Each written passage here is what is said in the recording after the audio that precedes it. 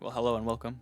This is the first day slash update of this devlog. I believe this is the 5th week, or is this the 6th week? I don't remember. I am at least a month in. I know that. Anyway, this is a summary of the last 2 days of work, Sunday and Monday. I fixed up the invasion frontline system. Oh yeah, and another thing is the different unit types are a bit more.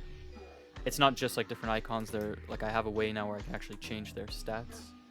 So let me just assemble them all for you to show you the one stat that they actually have different. So here are all the unit types, and I'm just going to group them together real quick on one point. So here we have all the units on one point, and let me just tell them to go somewhere. And there you have it. They have different speeds. I know it's not that crazy, but the point is I can give them different variables.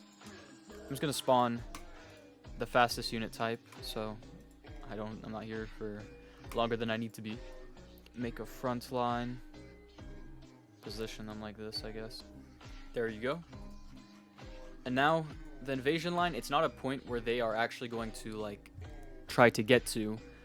It's just like, it's basically for your control so that you can tell them, okay, this is where everything between here and here I want you to take. So the invasion line isn't an actual line that they're supposed to get to, but rather just a way of the user determining a whole bunch of stuff that it should target.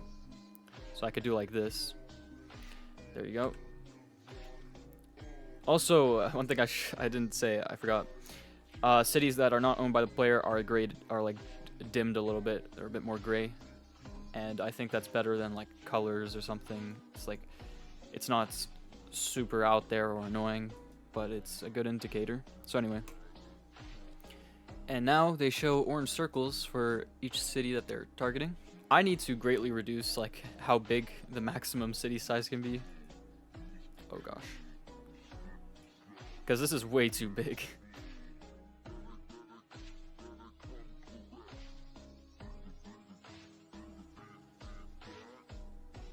And that's that.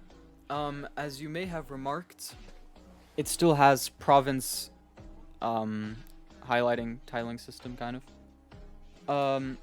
This is, in the last video I forgot, I cut out a part where I said basically this is not going to be it. I'm going to have a dynamic frontline system. That's probably the next thing I'm going to be working on. Hello. It is Wednesday now. And let me just make sure my settings are right. Alright, my mic is good. Yesterday, I added like a lot more variables to the units. Like properties, essentially. And one of the things I discussed with my friend was frontage.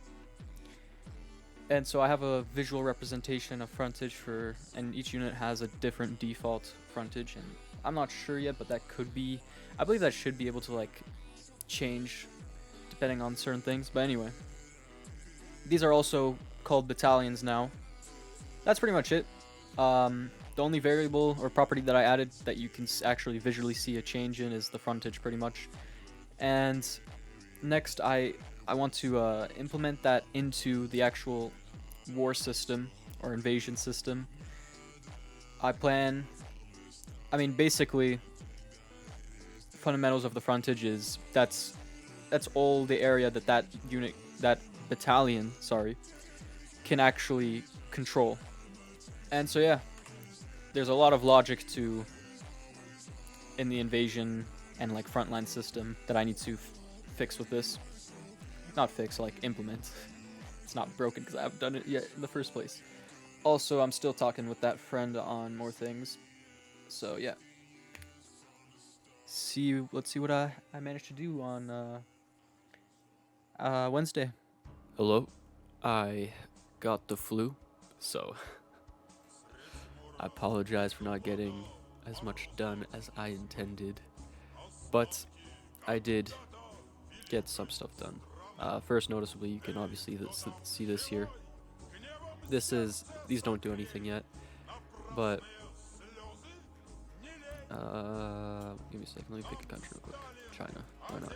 As you can see here, there's this tab up here. This does nothing, and this, I don't even know what I'm gonna. I want there to be a button here, but I haven't even thought how these are gonna be like turned into tabs or anything yet. So, but they're there. This is the kind of the UI that I intend for now at this level. All right, I think last time I covered, like, I changed cities that you don't own are gray and different unit stats. So let's begin. Firstly, I had a discussion with my admin, who's been very helpful, and again educated me on NATO units, and now he covered it pretty like thoroughly. I don't think I'll need to return to this subject again for a little bit. I have time to just implement stuff now. He suggested I just started with these basic levels to begin with, and another thing I realized is that in the scale of war that you're going to be dealing with in this game, you're not going to be working at the battalion level, which for many people that might have been obvious and probably thought I was an idiot. But anyway, I've changed it to brigade. Now, it is worth mentioning that my game is intended to have modularity, and what I mean by that is that, like, it shouldn't be hard-coded into the game, these unit types or brigades or anything. It should be modular. Like, you could change that, and that's important for modding, because if people were to do different time periods, the level of warfare could be at a different scale. So here, I'll just get this open real quick. This is one of the changes I did, which is essentially one of the harder ones that I did. One of the longer things that I worked on is I took everything out of being like hard coded in my engine to being loaded from a text file, where you could literally just give it a name, echelon or echelon. I'm not sure how to pronounce that. I should probably search it up. This is actually hard coded. The echelon, it's an enumeration, and there's only so many levels, right? So you can't just make up custom echelons unless you're going into like real fantasy or something. But anyway, this doesn't have really a function in the game anyway, so I'm not sure if it will, but it might, so that's why I have it. And here you can see icon and secondary icon. I've looked at feedback on units. I absolutely agree. I like the NATO units. Personally, I think it's, as someone said, it's great for LARPing, and yeah, it feels realistic. The other issue is that not a lot of people really care for that. A lot of people just want to be able to have an intuitive design that they get right away. So here I'll take an infantry brigade, for example.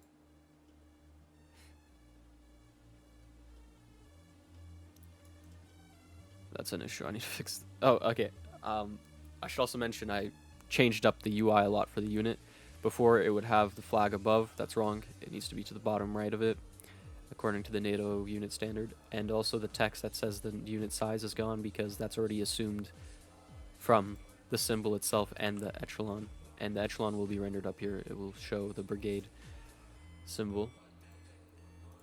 That's what this could determine. The symbol that goes up. That is 100%. So now I have a very simple settings UI up here. By the way, this and this is all stuff I just did like today, as well as the secondary icon. I did it this morning because I feel like I didn't do much. I mean, again, I was sick, but still. So if you click use secondary unit icons, you can notice it uses a secondary unit icon. Basically, it loads whatever you have here as the secondary unit. I have the infantry symbol and armored symbol right now for my old project. As you can see, it's getting stretched here, but you get the point. Same with the armored, the tank is stretched. That's it. God bless, stay safe. See you in the next video. And always leave your comments and suggestions. Also, join the Discord server, most importantly. If you want your suggestions to be heard, more because the comment section is becoming increasingly more difficult to respond to and keep up with.